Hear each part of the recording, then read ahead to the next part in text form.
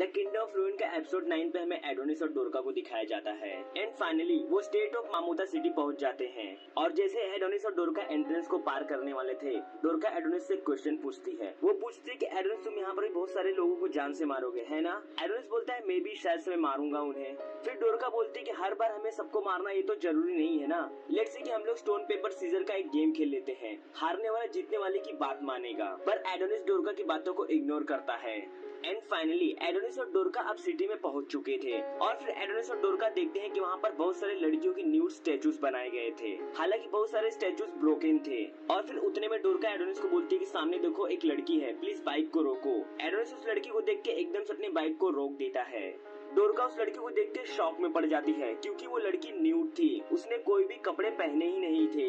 डोरका बिना सोचे समझे उसकी हेल्प करने के लिए आगे बढ़ती है। वो अपने जैकेट को उस लड़की के ऊपर डाल देती है और फिर वो लड़की धीरे से बोलती है कि मुझे अभी अपने काम को कंप्लीट करना होगा। डोरका उस लड़की की बात सुन के हैरान हो जाती है। सेकेंड सीन में हम देखते हैं कि एडोनिस डोरका को वहाँ से दूर हटने के लिए बोलता है। वो बोलता है कि वो ह्यूमन नहीं बल्कि एक रोबो गर्ल है और वो रोबोट डोरका को कम्प्लीटली स्कैन कर लेती है। स्कैन कंप्लीट होते ही वो डोरका के ऊपर एकदम से टूट पड़ती है, पर उसके तुरंत बाद ही एडोनिस ने अपनी गन से उसको शूट किया और वो वहीं पर गिर जाती है। डोरका इन सब चीजों को देख के डर जाती है और फिर एडोनिस आता है कि डरो मत, ये तो बस एक माडवा है, तुम्हें इससे डरने की कोई बात नहीं है। बेसिकली ये एक रोबोटिक डॉल है जिसे माडवा भी कहते हैं। इन सभी रोबोटिक डॉल्स को ह्यूमंस ने ही बनाया है अपने डिजायर्स को कंप्लीट करने के लिए। और फिर डोरका पूछती है कि कौन से डिजायर्स, एंड उसके तुरंत बाद एडोनिस नोटिस करता है कि होटल में से कुछ अजीबोगरीब साउंड्स आ रहे थे। ये वो वाली आवाजें थी जिनको एडोनिस और डोरका सुन रहे थे। और फिर एडोनिस डोरका को बाहर ही रुकने के लिए बोलता है। वो बोलता है कि मुझे अंदर जाने दो, तुम बाहर ही रुको। डोरका भी एडोनिस के साथ चलने की बात करती है, पर एडोनिस डोरका के ऊपर भड़क जाता है। वो बोलता है कि मैं अकेले ही अंदर जाऊंगा। अब एडोनिस उस होटल के अंदर चला जाता है और डोरका होटल के बाहर ही अकेले खड़ी रहती है। उतने में वो अपनी नजर को साइड में घुमाती है। वो देखते हैं कि यहाँ पर बहुत सारी ऐसी डॉल्स का ढेर लगा पड़ा था। ये सब देख के वो काफी ज्यादा घबरा जाती है। एडोनिस उस होटल के अंदर चला तो जाता है, पर वहाँ पर अभी भी काफी अंधेरा था, तो अपने मैजिक की हेल्प से वहाँ पर लाइट करता है। अब एडोनिस धीरे धीरे आगे बढ़ता है। उतने में हमें दिखाया जाता है कि डोरका भी एडोनिस के पीछे पीछे छुप छुप के चल रही थी। वो अपने मन में खुद से बातें करती है। वो बोलती है कि माना कि एडोनिस एक अच्छा इंसान है, पर अगर वो गुस्से में आके किसी की जान ले लिया तो, जैसे मुझ पर गुस्सा करता है। हालांकि डोरका डरते डरते एडोनिस का पीछा कर रही थी, पर उसका डर सच में बदल गया। एडोनिस अचानक से उसके सामने आ जाता है और डोरका ये सब देख के डर जाती है। एडोनिस डोरका से पूछता है कि तुम यहाँ पर क्या कर रही हो, मैंने तुम्हें बाहर रहने के लिए बोला था। और फिर डोरका बोलती है कि बाहर काफी ज्यादा खतरा है और मैं बाहर खुद को काफी अनसेफ फील कर रही थी, और अगर मैं तुम्हारे साथ रहूंगी तो मैं खुद को सेफ फील करूंगी, और वैसे भी मेरे पास काफी सप्लाईज हैं। प्रॉमिस करती हूँ कि मैं तुम्हारे रास्ते में नहीं आऊंगी। एडोनिस बोलता है कि तुम्हारी बात में सेंस तो है। और फिर एडोनिस और डोरका ऊपर के रूम में जाते हैं जहाँ पर वो आवाजें आ रही थी। और जैसे एडोनिस उस दरवाजे को खोलता है, उसके पैरों तले जमीन खिसक जाती है। और फिर एडोनिस देखता है कि वहाँ पर और भी सारी रोबोटिक डॉल्स थी जो कि अपने डिजायर्स को एक आदमी के थ्रू फुलफिल कर रही थी, और वो आदमी कम्प्लीटली डेड हो चुका था, उसकी बॉडी डिकम्पोज हो रही थी। और फिर एडोनिस नोटिस करता है कि इन सभी रोबोटिक डॉल्स को रेडिया एम्पायर में बनाया गया था। और फिर वो डॉल बोलती है कि मुझे कोई प्यार करो, मुझे कोई टच करो। इतना बोलते ही उस डॉल का ध्यान एडोनिस की तरफ गया। माना कि ये एक डॉल्स थी और इन्हें बनाया ह्यूमंस ने था, पर इनके अंदर भी अब फीलिंग्स आ चुकी थी। वो डॉल एडोनिस की तरफ देख के बोलती है कि तुम ह्यूमंस ने हमें आखिर ऐसा क्यों बनाया, हमारे अंदर ऐसी फीलिंग्स क्यों हैं आखिर। और वो डॉल एडोनिस को बोलती है कि प्लीज तुम मुझे फ्री कर दो इस दुनिया से।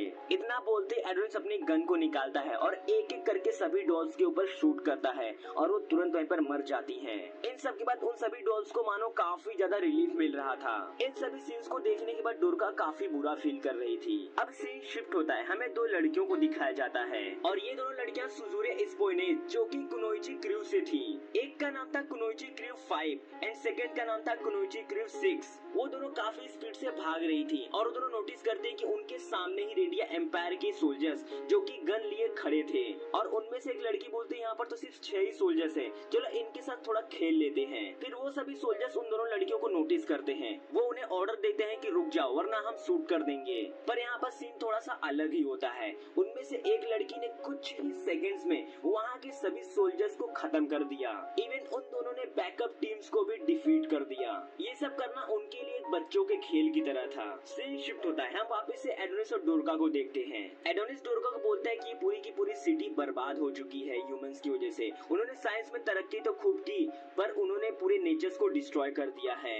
एडोनिस ये भी बोलता है कि इन्होंने रोबोटिक डॉल्स को ही बनाया सिर्फ और सिर्फ ह्यूमंस की नीड्स को फुलफिल करने के लिए। उतने में एडोनिस वहाँ पर एक हैंड कर्व्स को नोटिस करता है।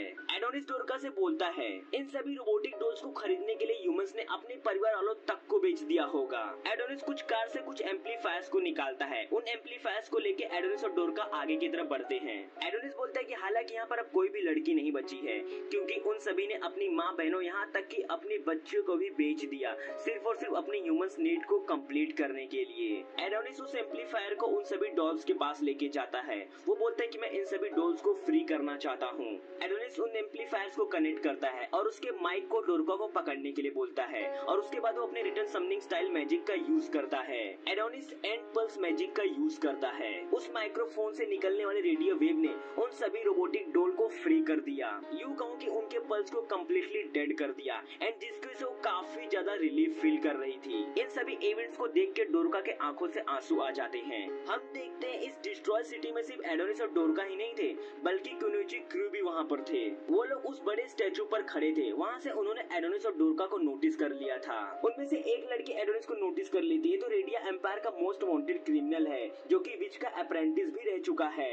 एंड दूसरी कुनोइची क्रू बोलती है कि तो सिर्फ एक बच्चा है जो कि 10 साल का लग रहा है, ये क्या ही कर लेगा। एंड उतने में दूसरी कुनोइची क्रू बोलती है कि हमें इसे अंडर एस्टिमेट नहीं करना चाहिए। बाद में इस अकेले बच्चे ने कितने सारे सिविलियंस को खत्म किया है। इवन रेडिया एम्पायर भी एडोनिस को हरा नहीं पाया है अब तक। एंड यहीं से ये क्लियर होता है कि एडोनिस काफी ज्यादा पावरफुल है, पर हम दोनों को इसे हराना पड़ेगा और इसे हरा के हमें अपने एम्परर के पास लेके जाना पड़ेगा। और मैं ये भरोसे के साथ कह सकता हूँ कि ये हमारे साथ ही काम करेगा, क्योंकि हम भी रेडिया एम्पायर के अगेंस्ट ही हैं और एडोनिस भी रेडिया एम्पायर के खिलाफ ही है। तो हम दोनों एक साथ रेडिया एम्पायर को हरा सकते हैं। जैसे ही वो दोनों एडोनिस के ऊपर कूदते हैं, उन्होंने नोटिस किया कि वो अकेले एडोनिस को पकड़ने नहीं आए, बल्कि वहाँ पे शिरोशागिर भी आ चुका था एडोनिस को पकड़ने के लिए। पर शिरोशागिर का फर्स्ट काउंटर अटैक एडोनिस के साथ नहीं था, बल्कि कुनोइची क्रू के साथ था। कुनोइची क्रू शिरोशागिर को देख के काफी शॉक में पड़ जाते हैं। वो पूछते हैं, तुम कौन हो, कहाँ से हो तुम? और फिर शिरोशागिर बोलता है कि मैं रेडिया एम्पायर से हूँ। इतना सुनते ही कुनोइची क्रू ने अपने वेपन्स को निकाला।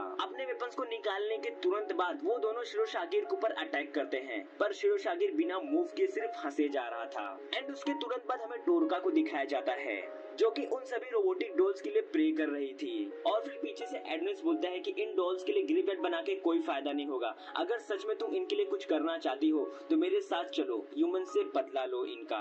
और फिर डोरका बोलती है कि मैं ऐसा कभी भी नहीं करूंगी। एंड उसके दूसरी तरफ हम देखते हैं कि डोरका ने एक लूना मेलिया के लिए भी ग्रेव बनाया और वो उनके लिए भी प्रे कर रही थी। वो अपने कम्युनिटी के लिए भी रो रही थी। और फिर एडोनिस बोलता है कि तुम अभी भी ये सब क्यों कर रही हो, तुम क्यों एक बच्चे की तरह रोती रहती हो हमेशा। एडोनिस बोलता है कि लूना मेलिया में जितने भी बीचेस मरी उन सबका रिस्पॉन्सिबल मैं हूँ, तो उसके बावजूद भी तुम मेरे साथ एक दोस्त की तरह क्यों हो आखिर। और फिर डोरका एडोनिस को उन दो बनीज को दिखाती है। डोरका एडोनिस को बोलती है कि मैं उन सभी रीजन का तुम्हें रिस्पॉन्सिबल नहीं ठहराना चाहती, मैं अब तुमसे लड़ना नहीं चाहती हूँ। एंड बाय द वे हम भी तुम्हें लूना मेलिया में सिर्फ इसीलिए लाना चाहते थे ताकि हम तुम्हारा यूज कर सके। अगर तुम लूना मेलिया में आते तो हम तुम्हारे थ्रू क्लोई को रिवाइव कर पाते एंड उसके बाद हम ह्यूमन से अपना रिवेंज ले पाते। एंड फिर एडोनिस बोलता है कि उसके बाद भी आई एम सॉरी। अब एडोनिस और डोरका आगे बढ़ते हैं। डोरका एडोनिस को बोलती है कि अब हमारे बीच का झगड़ा तो सॉल्व हो चुका है ना। फिर एडोनिस उसे रिप्लाई करता है कि शायद से नहीं। एडोनिस और डोरका बहस करते करते अपने बाइक की तरफ चलते हैं। एंड फिर वो दोनों नोटिस करते हैं कि बाइक पर कोई बैठा था और ये कोई और नहीं बल्कि शिरोशागिर था। एंड शिरोशागिर उन दोनों को बोलता है कि तुम लोग मुझे जेलस करवा रहे हो। डोरका चिल्ला के बोलती है कि आखिर तुम हो कौन। एंड उसके तुरंत बाद शिरोशागिर उस बाइक के ऊपर से हट जाता है एंड उसके मैजिकल हैंड्स उस बाइक को कम्प्लीटली डिसमेंटल कर देते हैं। बाइक के डिसमेंटल के पीसेस नीचे गिर रहे थे। उसी बाइक के मिरर में हमें दिखाया जाता है कि कुनोइची क्रू के दोनों सर लटके हुए थे और वो भी कटे हुए सर थे। एंड फाइनली अब वो बोलता है कि हेलो, आई एम अ शिरोशागी एंड आई एम फ्रॉम रेडिया एम्पायर और मैं यहाँ पर तुम्हारे सर को लेने आया हूँ। पर एडोनिस इससे डरा नहीं था। वो बोलता है कि वाओ, तुम रेडिया से हो, आखिरकार मुझे अब कोई तो मारने के लिए मिला जिसकी मैं जान लूंगा। एपिसोड यहीं पर एंड होता है। तो दोस्तों अगर वीडियो पसंद आए तो प्लीज हमारे वीडियो को लाइक और हमारे चैनल को सब्सक्राइब कर लेना। अब मिलते हैं नेक्स्ट वीडियो में।